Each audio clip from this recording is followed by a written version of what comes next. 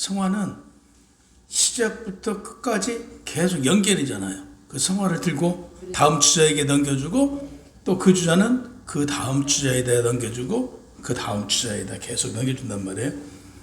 그러면 그 불을 나의 목적을 위해서 가는 게 아니잖아요. 그건 봉화에 불을 피우기 위한 목적이란 말이에요.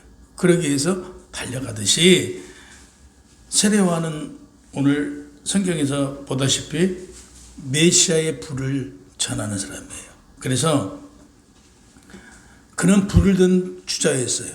그를 통해서 안드레와 베드로, 요한, 야고보 그의 그 제자들한테 계속 이어졌고 그게 오늘날 우리가 그 불을 지금 받았잖아요. 우리가 그 불을 우리도 구시에 연결해야 되잖아요. 이게 사명이에요. 이게 그 성경에서는 하나님의 사람들을 구별된 자라고 그래요. 구별된 자. 그러니까 우리 보러 구별된 자라고 말씀하고 있어요. 그러니까 그 구별된 자를 세운 것은 예수 그리스도의 하나님을 증거하는 증거자들인 것이죠. 예수 그리스도가 이 땅에서 이 땅에 와서 행하였던 것을 우리는 그대로 증거하고 전하는 자들이다. 오늘 보면 민수기 6장 1절에서 8절 보면 나시린에 대해서 기록되어 있어요. 그럼 나시린은 누군가라고 보니까 그들 역시 구별된 자들이에요. 근데 특별히 구별된 자. 구약의 나시린은 세상과 완전히 구별된 삶을 살았던 자들이에요. 그래서 하나님께 헌신된 사람이다 라고 말하고요. 신약 제자들도 그 부르심에 순종하는 삶을 살았기 때문에 세상 것을 내려놓은 사람들이다 이렇게 얘기해요. 그럼 그리스도인들 역시 마찬가지죠. 나시린처럼 세상 것을 내려놓은 사람들이다. 오늘 우리는 그 나시린에 대한 규례와 세례요한의 그리고 안드레, 베드로 그들을 통해서 헌신, 그들이 어떻게 헌신했는가를 통해서 우리가 예수 그리스도의 사람으로 하나님의 사람으로 어떻게 살아가야 되는가를 한번 살펴보면서 우리의 헌신의 삶이 또 무엇인가 한번 생각해 보시기 바랍니다. 예수 그리스도가 이 땅에 태어나고 활동했던 그 기록이에요. 그래서 누가복음 2장 1절에 보면 가이사 아구스트가 영을 내려 천하로 다 호적하게 하였으니 그래요. 그때 다 그 인구 호적을 했잖아요. 다시 여기서 오늘날로 말하면 주민등록을 정리를 했어요. 이때가요. 그러면 티베리우스 황제가 AD 14년에서 AD 37년까지 재직을 했어요. 이때가 예수님의 공생의 시기예요. 노마 황제에 대해서는 누가복음 3장 1절에 보면 티베리우 가이사의 통치 제15년이라고 기록되어 있어요. 가이사가 통치한 지 15년 만에 있었던 일이에요. 그래서 헤롯 대왕은 자신의 왕위를 지키기 위해서 정말로 많은 사람을 죽였잖아요. 심지어는 자기 가족들까지, 형제들까지, 조카까지 다 죽이잖아요. 이때 백성들은 정치적으로, 신앙적으로 굉장히 불안했던 시기예요. 이런 시기에 누가 나타나기를 바래요? 메시아가 오기를 바라잖아요. 메시아가. 이렇게 불안했을 때, 메시아가 오기를 바랐을 때 하나님께서는 세례요한과 예수를 이 땅에 보내신단 말이에요. 예수님을 기준으로 해서 BC와 AD로 나눈다라고 우리는 알고 있는데 맞아요. 예수님을 기준으로 해서 BC와 AD로 나눴어요. 근데 여기서 굉장히 재밌는 게 있어요. 그러면 지금 2025년이잖아요. 그럼 예수님이 이 땅에 오신 지 2025년 된 거잖아요. 여기서 그 6세기에 디오니우스라는 엑스구스라는 이 수도사가 있었어요. 이 수도사가 헤롯 대왕의 죽음을 잘못 계산했어요. 계산을 잘못해서. 그래서 오늘날 그 학자들은 실제 예수 그리스도가 이 땅에 오신 게 BC 6년에서 5년 정도 이 땅에 오셨다라고 봐요. 그러니까 지금 우리가 알고 있는 것보다 5, 6년 전에 예수 그리스도가 오셨는데 계산이 좀 잘못되어 있다. 참고적으로 알고 계시고요. 실제 아기 예수 탄생이 AD 1년이 아니라 당시 로마의 인구구조 별을 출현할 기록을 보면 BC 6년에서 5년 사이다라고 그래요. 그러니까 누가복음 1장 26절에 보면 세례 요한은 예수님보다 약 6개월 먼저 태어났어요. 세례 요한이. 세례 요한과 예수는 집안간이에요. 그래서 세례 요한의 출생시기 역시 BC 6세기에서 5세기경에 태어났다.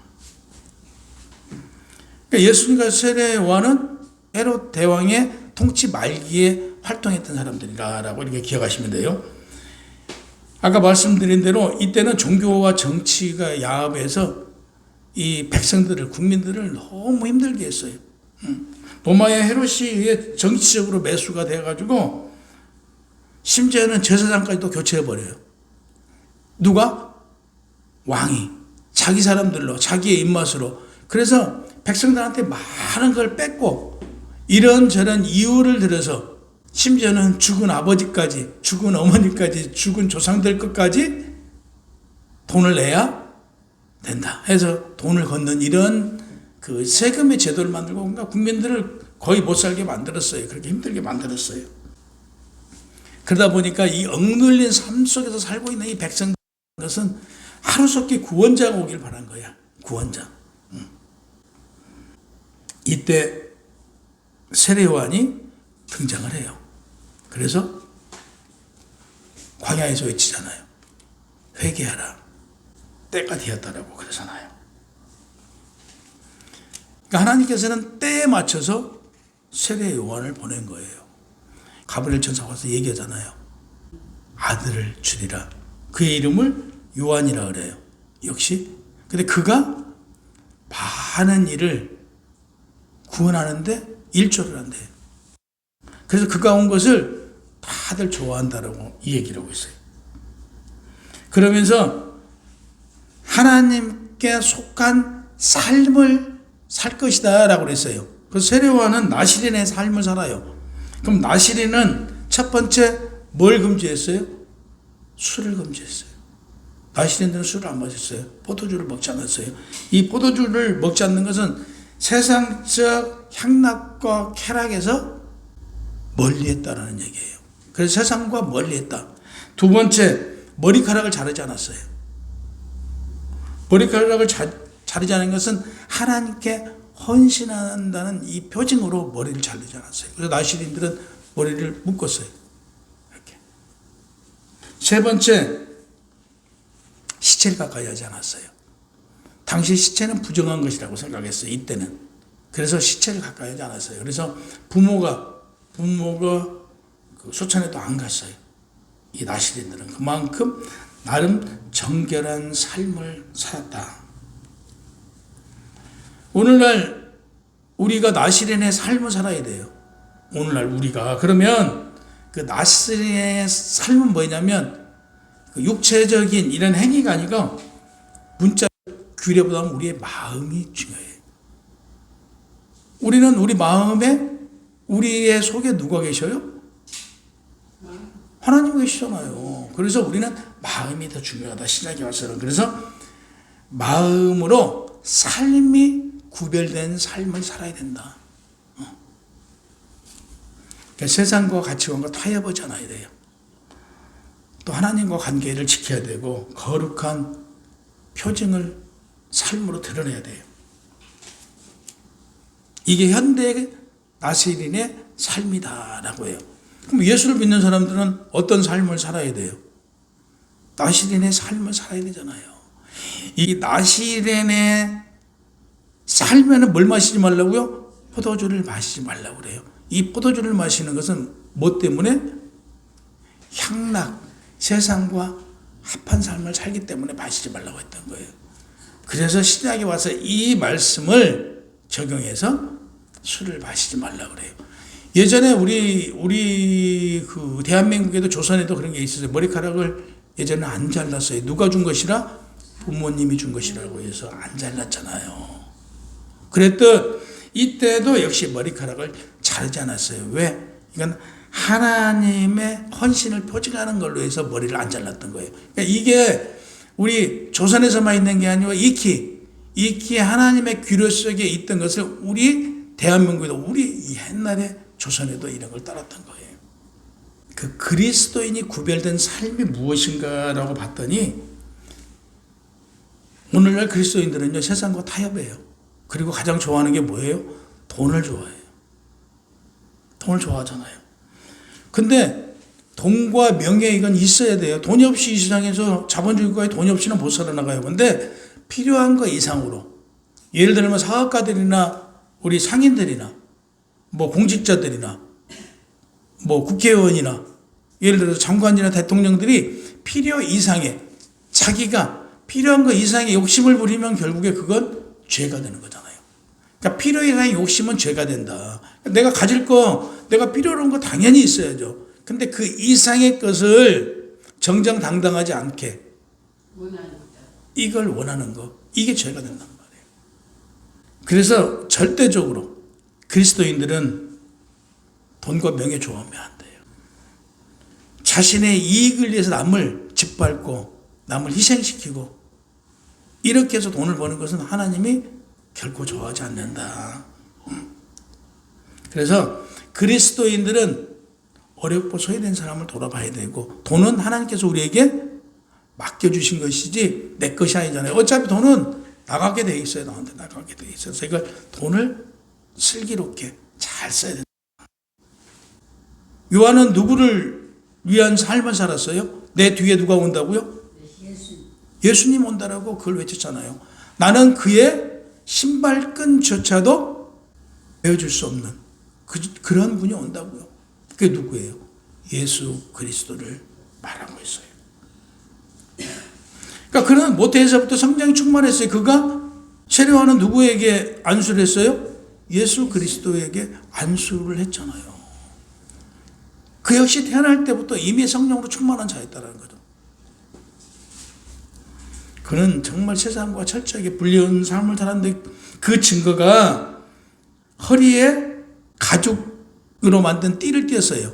열왕기 하 1절 8절에 보면 털이 많은 사람이라 허리에 가죽 띠를 띠고 있었다는 게 엘리야를 비유해서 얘기한 거예요. 엘리야가 그만큼 구별된 삶을 살았잖아요. 철저하게 하나님의 사람으로 살았던 것을 지금 세례 요한에게 말하고 있는 거예요.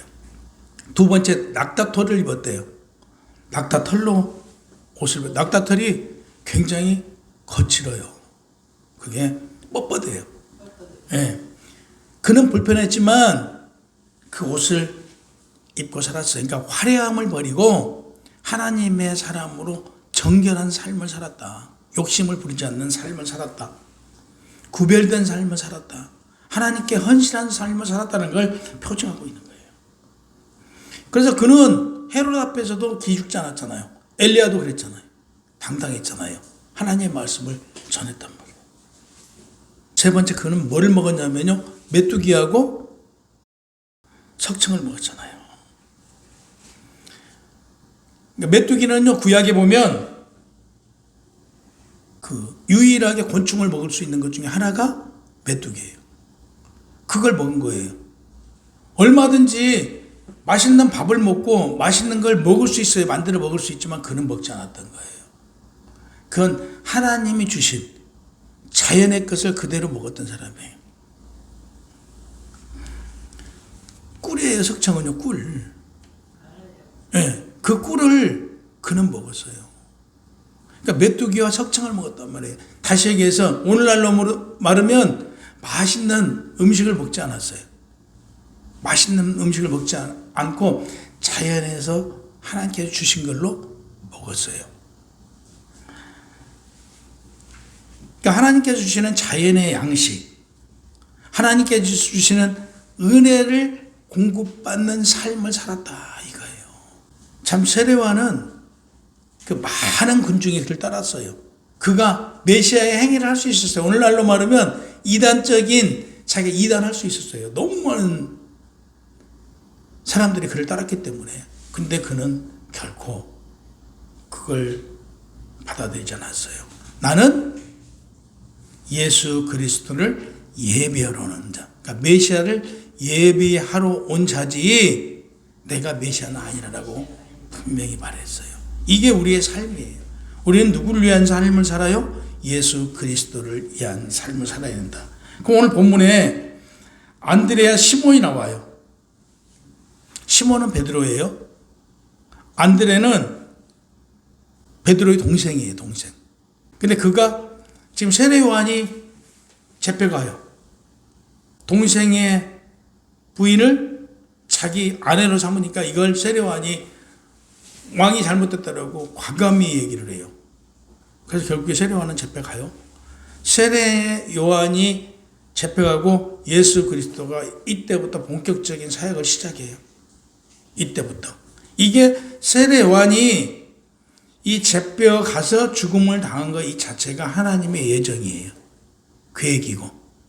그래서 세례 요한이 목배임을 당해서 죽고 예수 그리스도가 드러나요. 근데 이때 세례 요한의 제자였어요.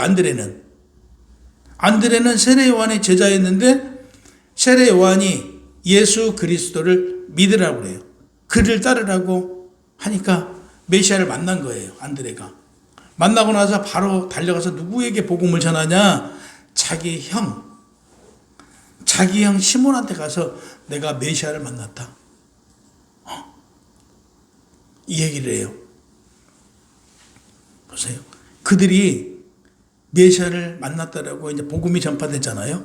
그리고 예수님이 갈릴리 바닷가에 나타나서요.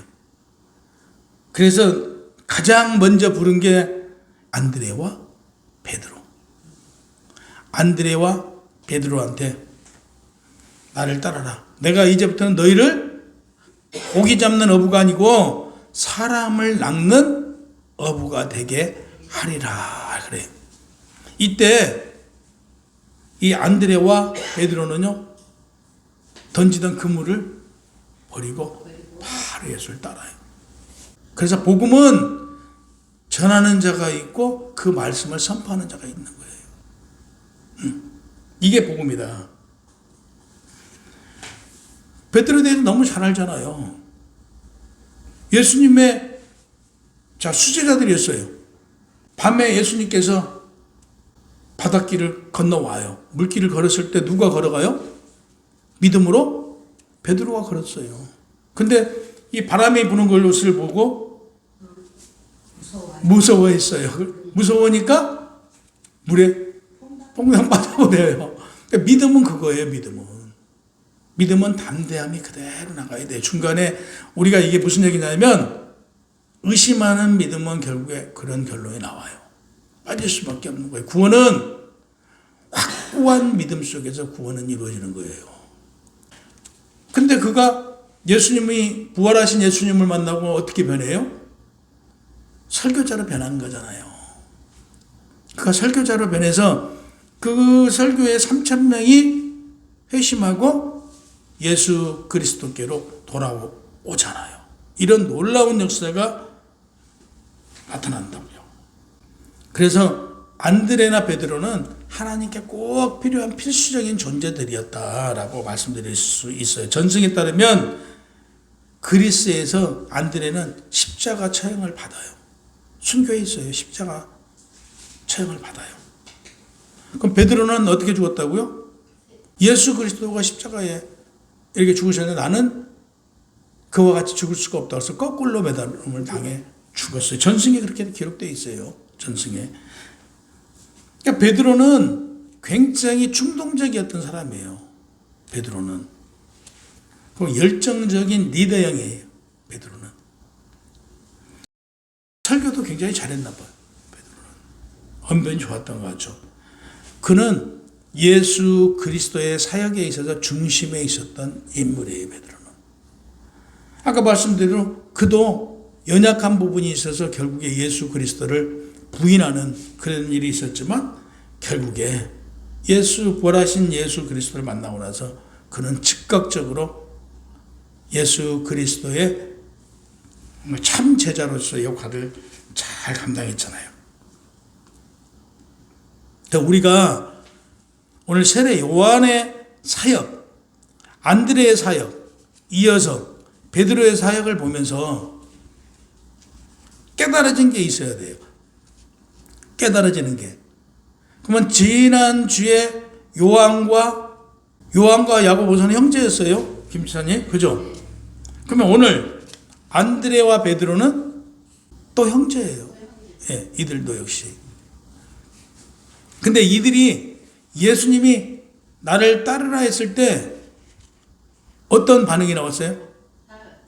바로 즉각적인 반응이 나왔잖아요. 그러니까 지난주에도 요한과 야고보가 즉각적인 반응이 나왔어요. 근데 오늘 안드레와 베드로도 즉각적인 반응이 나왔단 말이에요. 그래서 수제자가 된 거예요. 그러면 우리도 역시 하나님의 사람, 예수 그리스도의 사람이 되려고 하면 어떤 상황이어야 된다? 우리 마음속에 감동이 오면 즉각적인 사람이어야 된다 했죠. 즉각적인 사람. 이걸 할까 말까 재고, 그러니까 세상 말로 하면 머리 굴리고 이쪽 편에 설까 저쪽 편에 설까 세상에 설까 예수님 편에 설까 하나님의 편에 설까 세상에 설까 이거 생각하면 이미 늦은 거예요. 우리가 세상 속에서 우리는 그 세상 사람과 달리 우리는 거룩한 표징을 가지고 있단 말이에요. 이 거룩한 표징을 세상에 드러내 보여야 된다. 이게 하나님의 사람이다. 그래서 거룩한 표징을 잊지 말아야 된다라고 해요. 우리는 하나님의 사람으로서 우리 각자에게 무엇을 주셨냐면요. 사명과 소명을 주었다고 그러잖아요. 그 사명과 소명을 잃지 말아야 된다. 내가 하나님께 무슨 일을 해야 되는가를 늘 마음속에 간직하고 생각을 해야 돼요. 각자에게 분명히 소명이 있어요. 그래서 우리가 한 명의 전도, 이 한 명의 전도가 이 사람이 베드로와 같은 자가 될 수도 있고요. 이 한 사람이요. 안드레와 같은 사람이 될 수도 있고요. 그 사람이요. 요한과 같은 사람도 될 수 있고요. 이 사람이 야고보와 같은 사람이 될 수 있어요. 그러니까 우리에게 맡겨진 것은요. 하나님의 말씀을 전하는 거예요. 그리고 전도하는 거예요. 이 횃불을 누구에게? 다음 주자에게 넘겨주는 게 우리의 사명이고 소명이에요. 그 이상이 없어요. 내가 세상을 바꾼다가 아니고 내가 이 횃불을 줌으로써 세상은 바꿔지는 것이다 라는 거예요. 내가 세상을 바꾼다? 내가 세상을 못 바꿔요.